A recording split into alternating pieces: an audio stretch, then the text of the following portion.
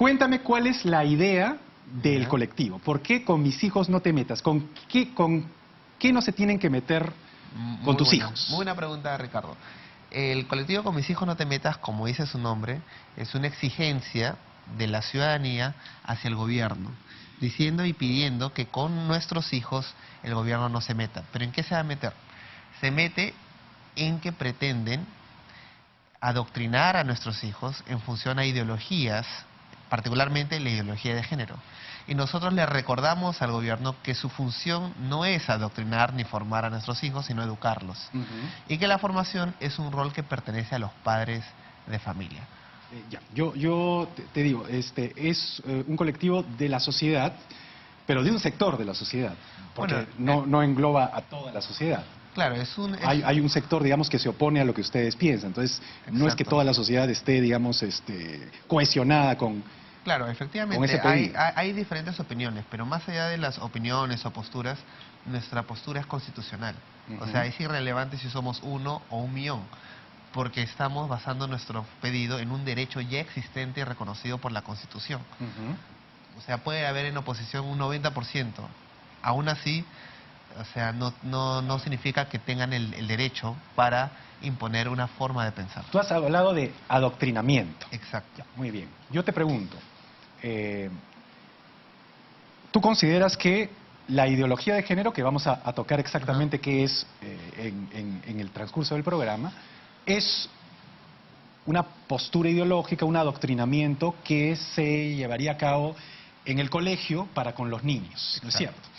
¿Cuál es la diferencia?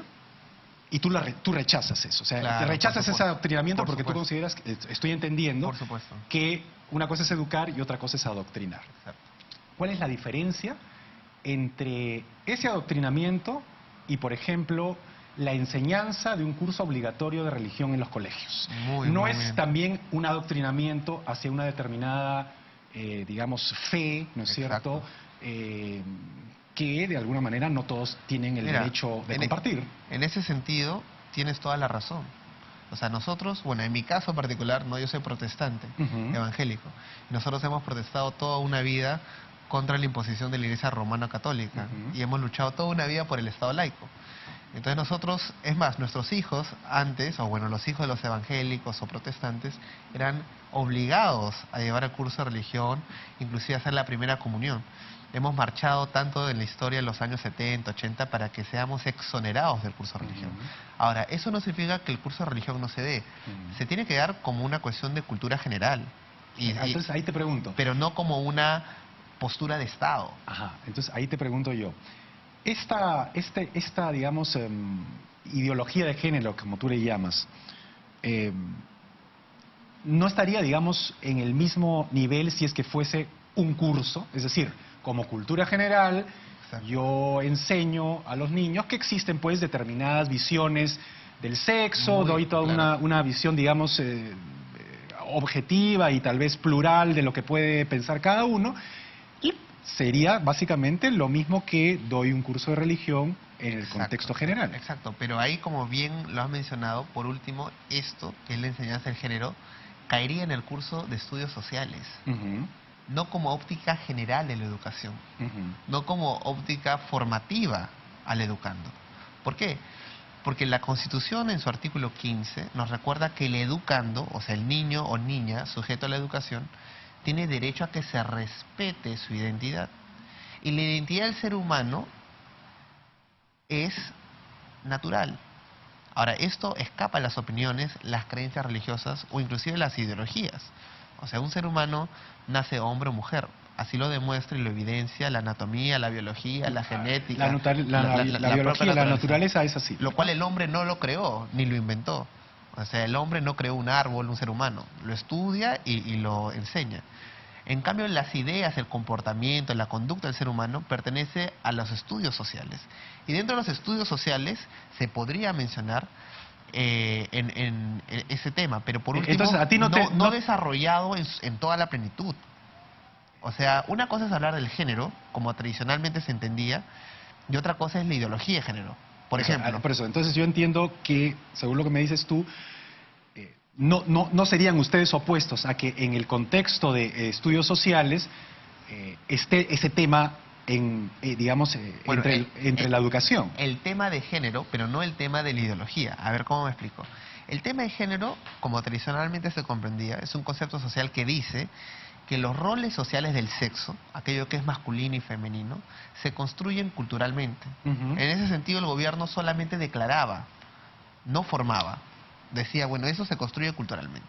La ideología, ¿qué hace? Dice, no basta con que se construya culturalmente, el gobierno va a tomar una interpretación particular y lo va a construir estatalmente a los ciudadanos. Ahora, Ahí es la diferencia. Lo que dicen quienes defienden la postura contraria a la que tienes tú, es que esto no es más que igualdad de oportunidades. O sea, que podríamos reemplazar la palabra igualdad de género, ¿no es cierto? O, bueno, ideología de género es como la llaman ustedes, por igualdad de oportunidades, por no discriminación y por tolerancia. Entonces, ellos dicen que ese es básicamente el punto medular de su propuesta. Claro. Y que, bueno, ¿quién va a estar en contra de que alguien sea discriminado, que no haya tolerancia? Claro. Y que, digamos, Claro, en realidad ese es nuestro pedido. O sea, nuestro pedido es que los términos propios de la ideología de género sean reemplazados por los términos del derecho internacional, nacional y la lógica común. ¿Qué son cuáles? Por ejemplo, en la Declaración de los Derechos del Niño, que se hizo en 1959, el principio 7 dice que el niño tiene un derecho a una educación que respete en igualdad de oportunidades. O sea, el concepto de igualdad de oportunidades no es del 2017, viene desde el 59 del siglo pasado.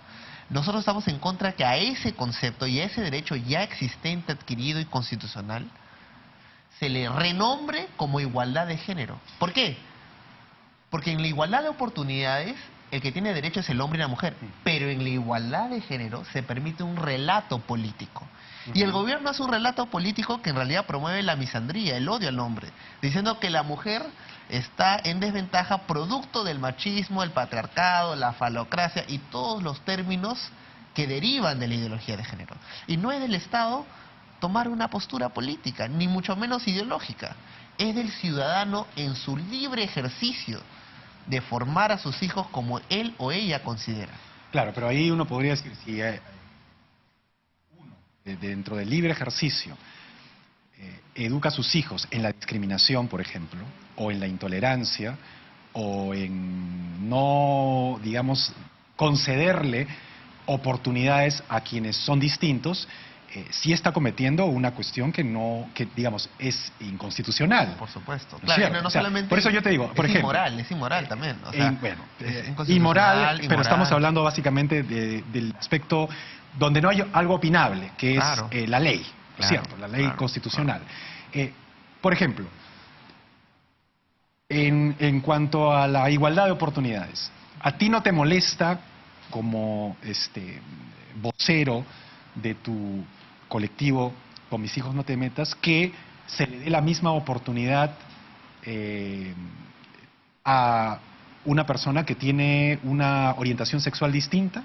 No, por supuesto que no, porque el derecho al trabajo, por ejemplo, o el derecho a la educación, ya que estamos hablando de educación. Bien, el derecho a educación o el derecho al trabajo son derechos fundamentales.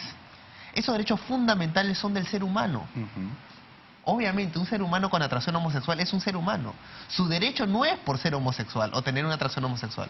Su derecho antecede a su atracción. Su derecho es inherente por el sencillo hecho que es ser humano.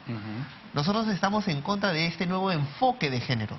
El enfoque de género le da el valor al ser humano en función a sus orientaciones sexuales, sus identidades de género. Y eso no requiere derechos, requiere libertades. Entonces, lo que yo estoy entendiendo es esto, que en principio... ustedes están de acuerdo en que todos los seres humanos tienen determinados derechos fundamentales, y en esos derechos fundamentales está incluidos, el derecho a no ser discriminados, el derecho a tener las mismas oportunidades, el derecho a, digamos, ejercer libremente su manera de ser. Perfecto, ¿Eso es? Sí, exacto. Si me permites unos minutos para ampliar sobre ese punto que me parece que es vital para la población escuchar, ¿no? Nosotros creemos que todo ser humano tiene un valor inherente, absoluto, invariable, eterno y universal. Nosotros no creemos que el valor de la vida es relativa, que vale a partir de los 20 días o después del que sale del vientre de la madre, o que pierde su valor cuando es enfermo o es discapacitado. No, nosotros creemos que el valor de todo ser humano es absoluto y es inherente. No lo otorga el Estado, no lo otorga la sociedad. Es inherente por el sencillo hecho de ser humano. En ese sentido, ser humano es hombre y mujer. Y el ser humano es quien tiene derechos a la no discriminación. Por ejemplo, un ser humano no elige el sexo, nace. Un ser humano no elige el color de piel, es. Pero el ser humano sí elige qué creer, sí elige qué no creer, o cambiar de creencia, o qué gustos tener, o qué pensamientos adoptar. Esos conceptos no se le puede llamar discriminación. Esos conceptos son de libertad del ser humano. Así es decir, por ejemplo, si un hombre se viste de mujer, debe ser igualmente respetado que cualquier persona. Bueno, obviamente hay un respeto, pero el tema es la valorización. La valorización que se le da al ser humano no es porque se vista de hombre o de mujer. Su valor es absoluto. Por eso digo. Pero su vestimenta puede estar sujeto a crítica. Y esa crítica no puede ser interpretada como discriminación.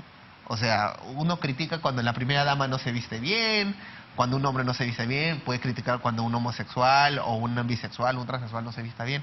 La crítica a la vestimenta no debe ser censurado. Ya, es decir, lo que yo entiendo acá es que tú, a diferencia de lo que comúnmente se piensa, no es que estás limitando libertades, no, sino por el contrario. Fortaleciendo.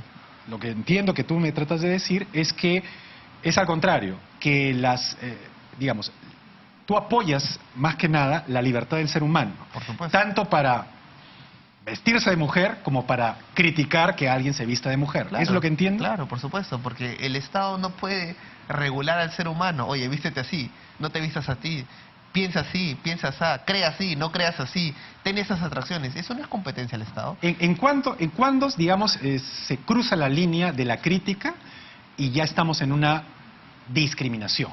Por ejemplo, tú me dices, yo tengo la libertad de criticar, ¿no es cierto?, a alguien que se viste de mujer, como esa persona tiene la libertad de vestirse de mujer, ¿no es cierto?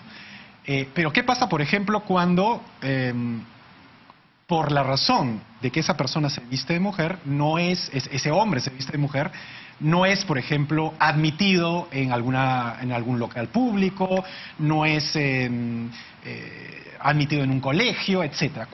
¿Dónde está la diferencia entre la crítica y la discriminación real? Ya, muy buena pregunta. La discriminación se supone que es al ser humano, obviamente al ser humano. Y al ser humano no se le puede limitar sus derechos. O sea, el ser humano, indistintamente de su identidad de género, orientación sexual o creencia, tiene derecho a comer, a trabajar, a estudiar. Eso es un derecho humano. No es una cuestión de opinión. O sea, si alguna persona considera que por tener una creencia, un pensamiento, una orientación sexual o una identidad construida, se le limita el derecho, la persona está equivocada, pues. Pero acá hay otra diferencia muy delgada. Uno no puede abusar del derecho tampoco, porque existe el abuso del derecho. O sea, yo no puedo, en nombre de la religión, por decir, meterme a un lugar, a una discoteca gay, por ejemplo, y comenzar a predicar, a hacer disturbios. Viceversa, ellos no se pueden meter a un templo cristiano católico a besarse, a provocar. ¿Por qué? Porque choca con la creencia directa de ese complejo, que no es público, es privado. En ese sentido, cada institución se reserva el derecho de admisión. O puede decir, compórtese porque ese es un lugar sagrado.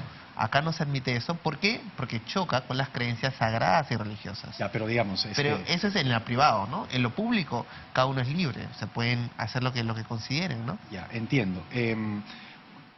Pongamos una hipótesis, digamos, para aterrizar los conceptos. Tú eres director de un colegio. Ya. Porque, digamos, te lo digo porque como estás apadrinando, digamos, un colectivo que se llama Como Mis Hijos No Se Metas, puedo decir que podría ser director de un colegio. Y vienen a inscribir en tu colegio, que es, puedo entender que puede ser un colegio religioso, ¿no es cierto? Claro. Un padre de familia que viene con su niño, ¿no es cierto?, a inscribirlo en tu colegio. Pero el padre de familia es un padre de familia que, digamos, es un hombre vestido de mujer.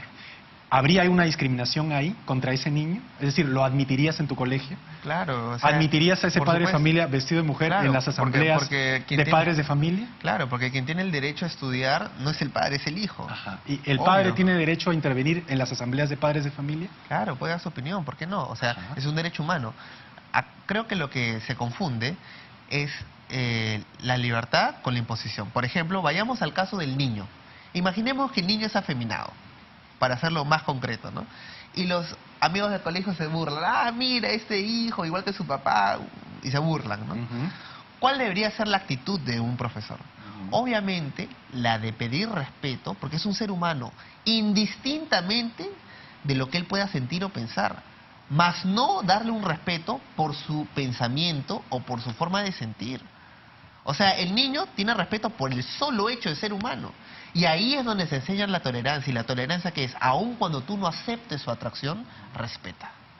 Pero la diferencia entre tolerancia e imposición es que a los niños le dicen, ustedes son víctimas de estereotipos culturales y ustedes son homofóbicos por la crianza que han recibido de sus padres.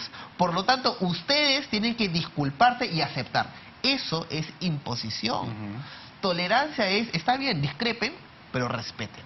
Porque su valor no se da por su atracción o su forma de asumirse, sino por el sencillo hecho de que es un ser humano. Eso equivale, digamos, a cualquier ideología.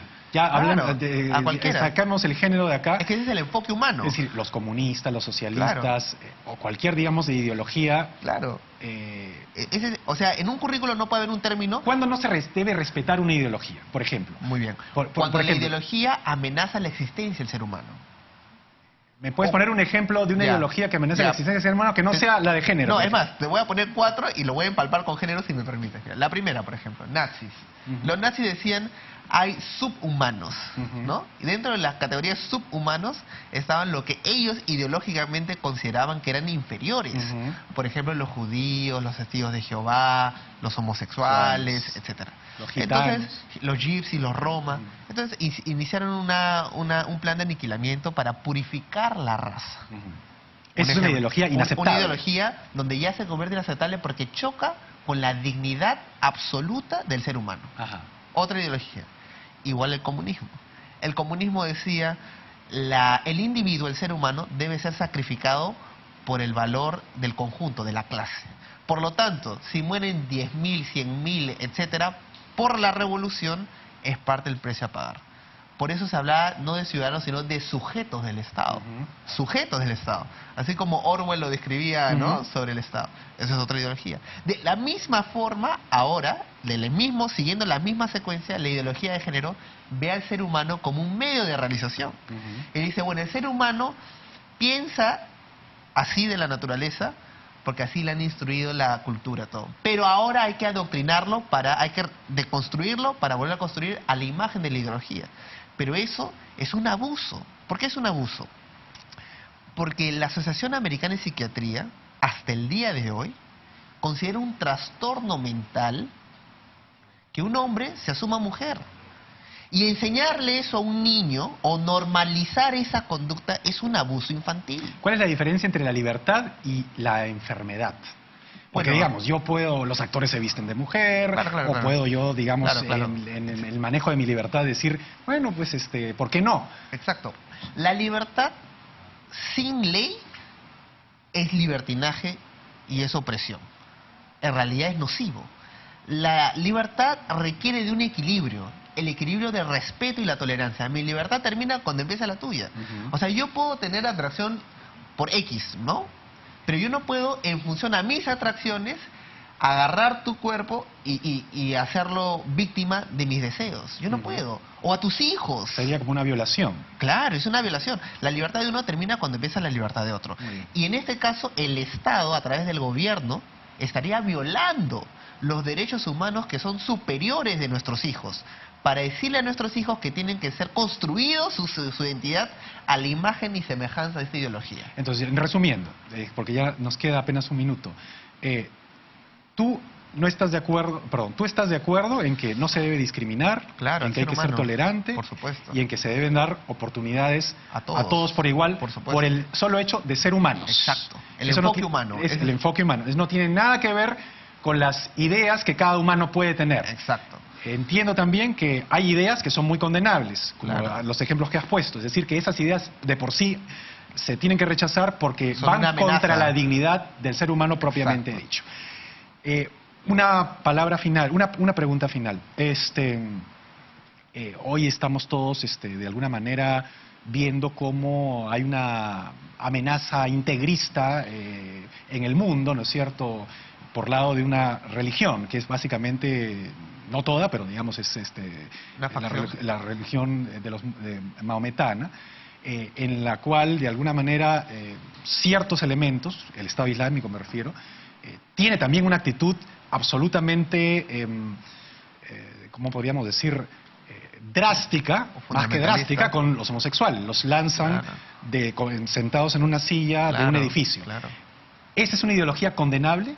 Bueno, eso no solamente es una ideología del Estado Islámico, eso es ley, Sharia, que es transnacional, es supranacional, se aplica en Qatar, en Kuwait, y obviamente es condenable. Es condenable. Por supuesto que es condenable, porque toda vida de todo ser humano merece respeto, su dignidad es inviolable, es inalterable, aún si se vuelve terrorista, aún si es homosexual, aún si es un religioso o ateo, no importa, nunca jamás la dignidad de un ser humano puede ser alterada, porque es inherente, no lo da la sociedad, la prensa o el Estado, lo da la naturaleza, el creador. Muy bien, Cristian, te agradezco mucho la deferencia, la entrevista, ha sido muy interesante, espero que nuestros amigos hayan tomado nota de la posición de Cristian Rosas, es vocero del colectivo Con Mis Hijos No Te Metas. Volvemos después de la pausa.